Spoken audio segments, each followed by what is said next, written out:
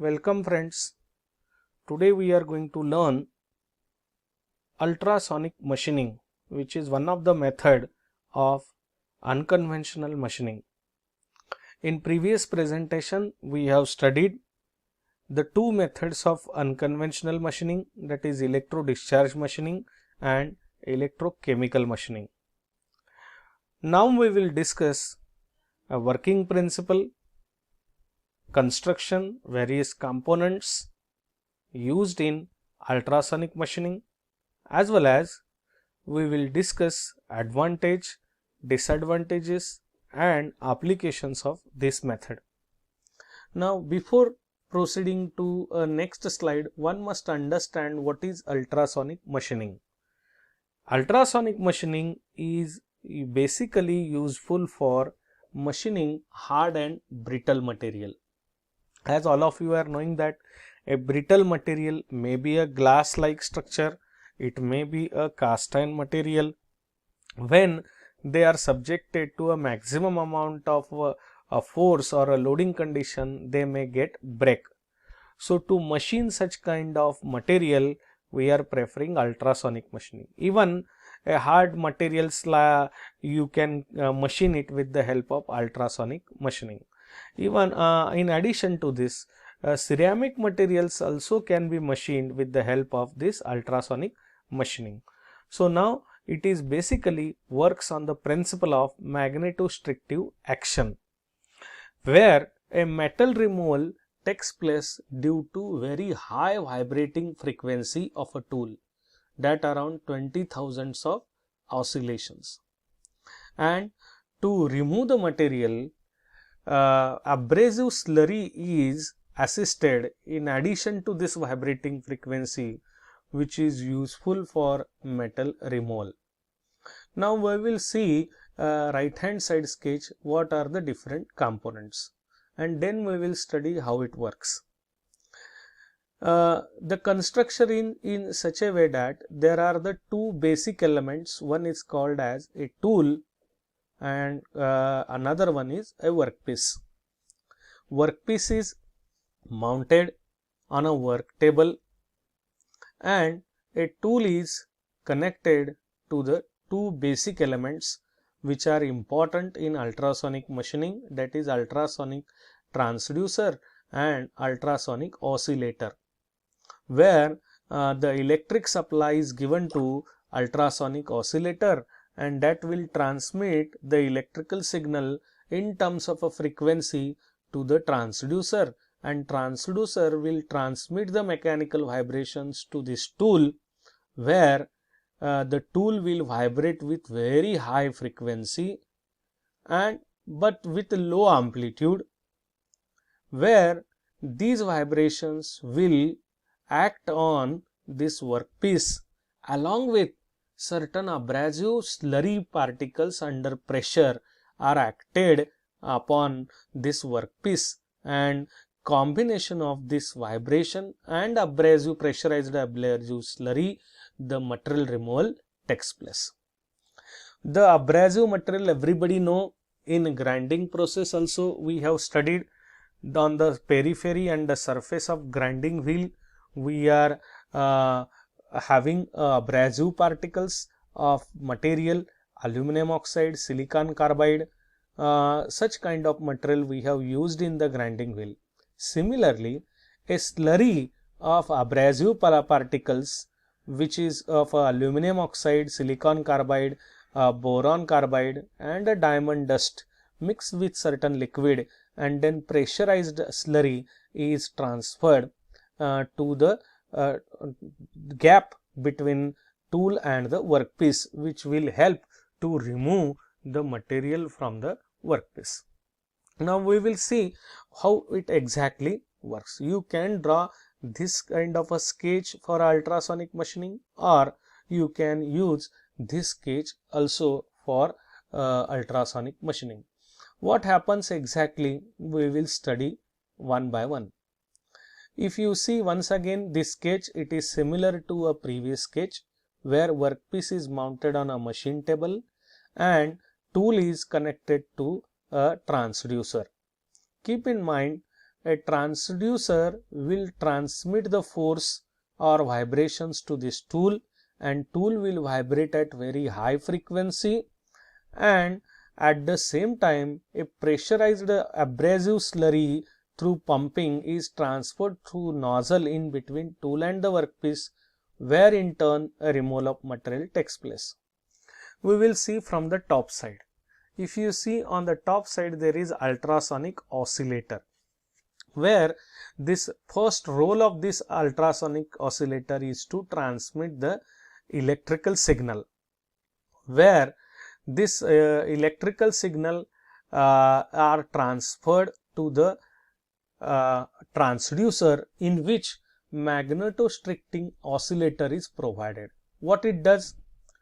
These electrical signals or electrical current, which is at a very high frequency, is received through ultrasonic oscillator, and this magnetostriction oscillator converts this electrical current with high frequency into mechanical vibration of a transducer. So transducer is an element which takes this electrical signals of high frequency, and there is a conversion of this electrical signal into mechanical vibration, and that vibrations are transferred further to the cutting tool. So here we will read one sentence. Initially, ultrasonic oscillator connected to the transducer. Here it is a ultrasonic oscillator, and here it is a transducer, which receives a frequency from ultrasonic oscillator. It converts electrical signal into mechanical vibration due to magnetostrictive action. So what it does, a magnetostrictive action, where it converts the electrical signal into mechanical vibration, and mechanical vibrations are generated because of this transducer. Now if you see electrical current which receives by this transducer is at around ultrasonic range of 18 kilohertz to 40 kilohertz. So one can say it is at around 18,000 oscillations to 40,000 oscillations, which is used to generate the mechanical vibrations of the tool. Hence, once the transducer receives this frequency, it converts the ultrasonic electric current high frequency into mechanical vibrations, where vibrating tool oscillates at ultrasonic frequency of 20 kilohertz, means 20,000 of oscillations with low amplitude 0.05 to 0.125 mm, which is used to remove the material from the workpiece. The tool which is used at the end of this transducer connection is generally of a soft kind of tool. That may be brass, that may be aluminum, copper, you can use it, and accordingly the shape of material removal takes place as per the shape of cutting tool. So here another one thing is there, that once the vibrations are received by the cutting tool here, at the same time we are transferring the abrasive slurry. What at abrasive slurry? That may be aluminum oxide, that may be silicon carbide. That will pass, the slurry will pass through pumping, and through nozzle high pressurized abrasive slurry is passed in between tool and the workpiece, that is in the gap. This will help the removal of material from the workpiece, because everybody know abrasive particles in the slurry are very hard, and these hard particles in terms of a slurry which will be helpful to remove the material. So from one side there are the high frequency vibrations from the tool, and from other side abrasive slurry which is at under pressure pass through the workpiece, so that will remove the material from the workpiece. So keep in mind here whatever 20,000 oscillations of high frequency generated by this tool, so that those vibrations cannot be listened by human ear.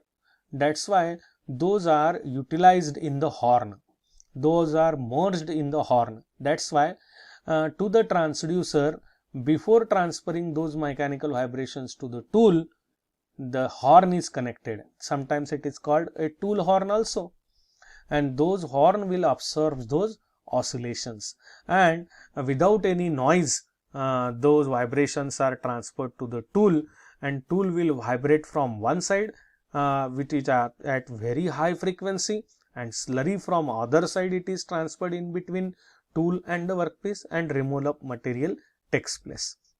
So whatever material removal and the slurry, then later on it is taken in the tank or which is provided at the bottom side, and but keep in mind that every time you have to remove the material which is after removal from the workpiece, it is collected with slurry here, that we have to remove every time and frequently.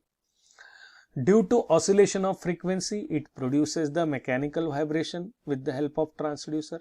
So once again we are repeating the procedure so that you can understand it easily.